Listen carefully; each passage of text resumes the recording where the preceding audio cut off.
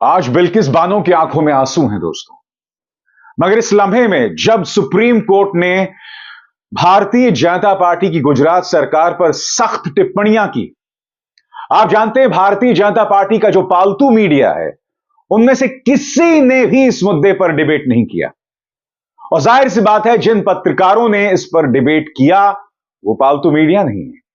सबसे शॉकिंग बात दोस्तों, एक न्यूज चैनल सरकार को कटघरे में रखने के बजाय सिर्फ दोषियों को कटघरे में रख रहा था कि उन्होंने सुप्रीम कोर्ट को जो है वो भ्रमित किया। सबसे शॉकिंग बात यह भी कि पापा की तमाम परियां खामोश हैं। किसी ने इस मुद्दे पर डिबेट नहीं की दोस्तों। उनकी मैं चर्चा करूंगा दोस्तों, मगर सबसे पहले मैं आपको बतलाना चाहूंगा कि बिल्किस बानो इस मुद्दे पर दरअसल कह रही है आपकी स्क्रीन पर। बिल्किस बानो कहती हैं, आज मेरे लिए वास्तव में नया साल है। इस राहत से मेरी आंखों में खुशी के आंसू छलक आए हैं। मैं 1.5 साल से अधिक समय से पहली बार मुस्कुरा पाई हूं। मैंने अपने बच्चों को गले लगा लिया। ऐसा लगता है जैसे पहाड़ के आकार का पत्थर मेरे सीने से हटा दिया गया है और मैं फिर से सांस ले पा रही हूं। न्याय ऐसा ही महसूस होता है। मुझे, मेरे बच्चों और हर जगह की महिलाओं सभी को समान न्याय प्रदान करने का वादा करके यह समर्थन और आशा देने के लिए मैं भारत के माननीय सर्वोच्च न्यायालय का धन्यवाद देती हूं। इसके बाद बिल्किस इस पूरे संघर्ष भरे दास्तान में अपने पति का भी शुक्रिया अदा करती हैं, अपनी वकील शोभा गुप्ता का भी शुक्रिया अदा करती हैं। बिल्किस लिखती हैं, मेरे साथ मेरे पति और मेरे बच्चे हैं। मेरे पास मेरे दोस्त हैं जिन्होंने मुझे इतनी नफरत के समय में बहुत प्यार दिया है और हर मुश्किल मोड़ पर मेरा हाथ थामा है। मेरे पास एक असाधारण वकील हैं, एडवोकेट शोभा गुप्ता, जो 20 से अधिक सालों तक मेरे साथ रहीं और जिन्होंने मुझे न्याय के बारे में कभी उम्मीद खोने नहीं दी।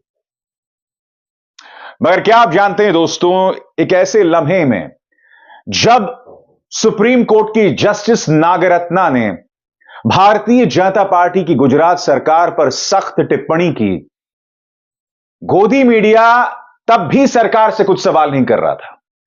तब भी भारतीय जनता पार्टी जिस तरह से दंगाइयों के साथ कदम से कदम मिलाकर चलती है उस पर सवाल नहीं कर रहा था। सबसे पहले सरकार के परम चाटुकार इंडिया टीवी चैनल के संपादक क्या कह रहे हैं पढ़ के सुनाना चाहता हूं।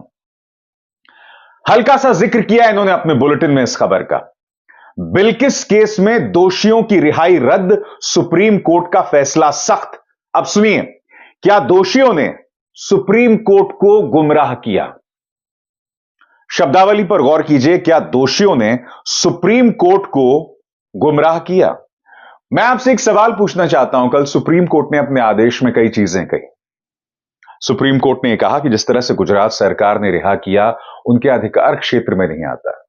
सुप्रीम कोर्ट ने यह भी कहा कि बिल्किस बानो एक महिला है, एक इंसान है और उनके धर्म के आधार पर उनके साथ पक्षपात नहीं किया जा सकता।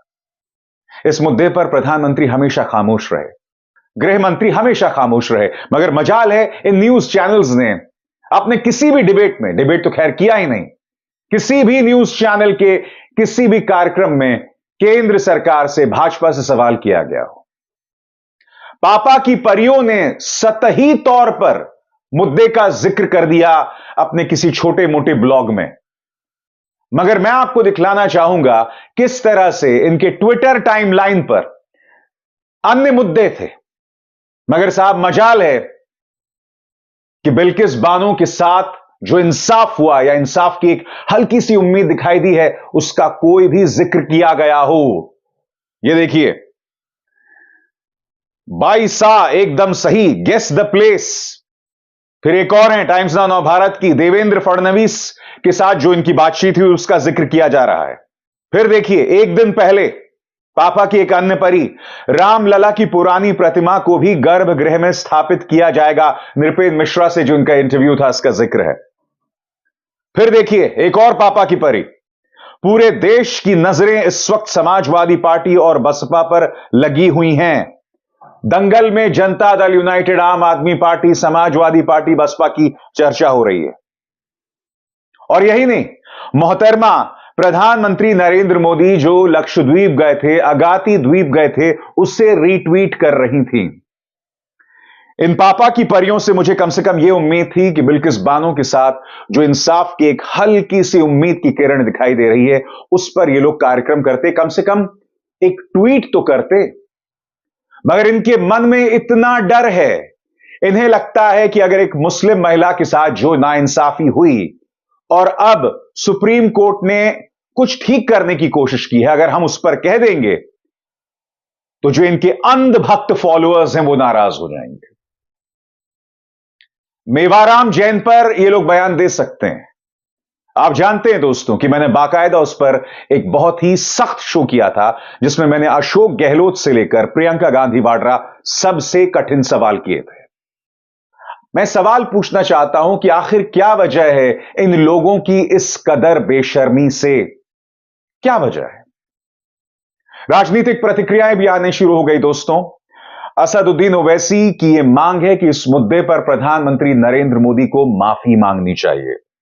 राहुल गांधी का भी बयान आपके सामने। राहुल गांधी क्या कह रहे हैं मैं आपको पढ़ के सुनाना चाहता हूं। राहुल गांधी यहां पर कह रहे हैं, चुनावी फायदे के लिए न्याय की हत्या की प्रवृत्ति लोकतांत्रिक व्यवस्था के लिए खतरनाक है। आज सुप्रीम कोर्ट के फैसले ने एक बार फिर देश को बता दिया कि अपराधियों का संरक्षक कौन है। बिल्किस बानो का अथक संघर्ष अहंकारी भाजपा सरकार के विरुद्ध न्याय की जीत का प्रतीक है। क्या कह रहे हैं इस मुद्दे पर सुप्रिया श्रीनेत, आइए सुनते हैं। अगस्त 2022 को लाल किले की प्राचीर से इस देश के प्रधानमंत्री नरेंद्र मोदी जी ने महिला सम्मान की बात करी थी, और कितनी बड़ी विडंबना है कि कुछ ही घंटों बाद बिल्किस बानो के साथ जघन्य अपराध करने वाले वो दोषी रिहा हो गए और जेल के बाहर उनकी फूल मालों से टीका लगाकर, लड्डू खिलाकर वो स्वागत हुआ मानो वो आजादी की लड़ाई लड़कर आए हैं। असलियत यह है कि 21 साल की बिल्किस बानो के परिवार के साथ जो गुजरात के दंगों के दौरान हुआ, वो किसी भी सभ्य समाज के नाम पर धब्बा है। उसके 3 बच्चों की हत्या की गई, वो गर्भवती थी, उसकी एक छोटी बच्ची का सर पटक पटक के दीवार में उसकी आंखों के सामने फोड़ दिया गया। और उस बिल्किस बानो के अपराधियों को रिहा करने में जितना हाथ गुजरात सरकार का था, उससे ज्यादा हाथ अमित शाह, गृह मंत्रालय और प्रधानमंत्री मोदी का था, क्योंकि सीबीआई की जांच में दोषी पाए गए लोगों को अगर बरी करना था तो वो बिना गृह मंत्रालय की अनुमति के नहीं हो सकता था। लेकिन आज सुप्रीम कोर्ट ने गुजरात सरकार के इस डिसीजन को निरस्त किया है और ये सारे दोषी वापस जेल जाएंगे। किसी भी सभ्य समाज में एक औरत के साथ इतना जघन्य अपराध करने वाले समाज में रहने लायक नहीं है और उनको बाहर निकाल देना चाहिए समाज से। जेल ही उनकी असली जगह है। मैं इस निर्णय का स्वागत करती हूं और आशा करती हूं कि धर्म के नाम से जो महिला अपराधों को देखते हैं, धर्म के चश्मे से जो कभी विक्टिम को या पीड़िता को देखते हैं, वो इससे सबक सीखेंगे।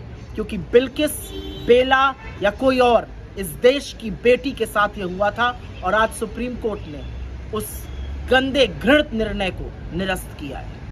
कांग्रेस अध्यक्ष मल्लिकार्जुन खड़गे ने भी इस पर सख्त तेवर अपनाए हैं और सीधे कहीं ना कहीं प्रधानमंत्री नरेंद्र मोदी के नारे पर हमला किया है। कहते हैं, बेटी बचाओ बना दोषी बचाओ।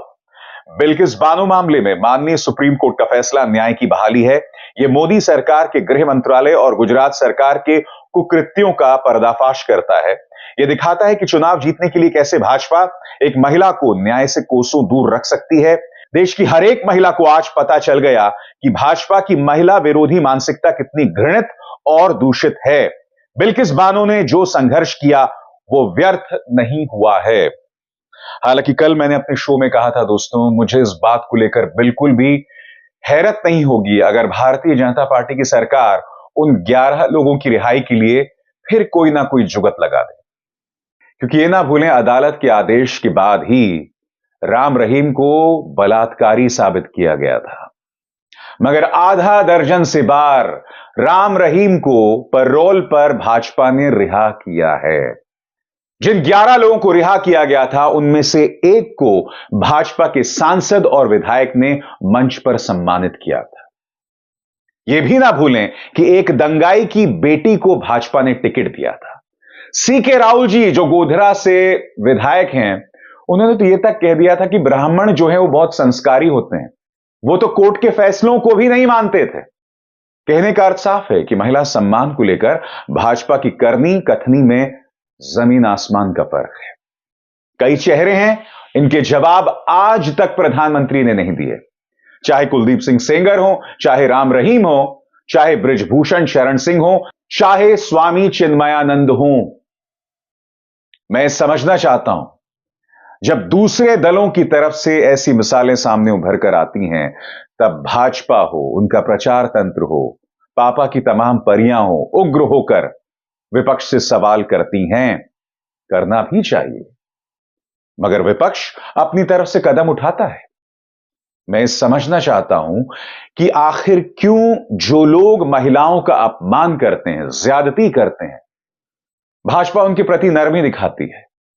और यह आज की बात नहीं है, याद कीजिए 8 साल की मासूम को कठुआ में पहले उसके साथ दुष्कर्म हुआ और दुष्कर्म के बाद उसे मौत के घाट उतार दिया। आपको याद है भाजपा की इन 2 मंत्रियों ने दुष्कर्म और हत्या करने वालों के पक्ष में रैलियां निकाली थी। ये 2 मंत्री थे उस वक्त जम्मू कश्मीर सरकार में। लंबा चौड़ा इतिहास है दोस्तों। इसीलिए आज बिल्किस कह रही है कि मैं पहली बार सांस ले पा रही हूं। मगर मैं बिल्किस से सिर्फ इतना कहना चाहता हूं कि आपका संघर्ष यहां खत्म नहीं हुआ है, क्योंकि यह अपने आप में एक बहुत बड़ी बदनसीबी है कि हम एक ऐसे देश में हैं जहां सरकार पीड़ित के साथ नहीं दिखाई देती है। सरकार पीड़ित के साथ शर्तों पर खड़ी होती है।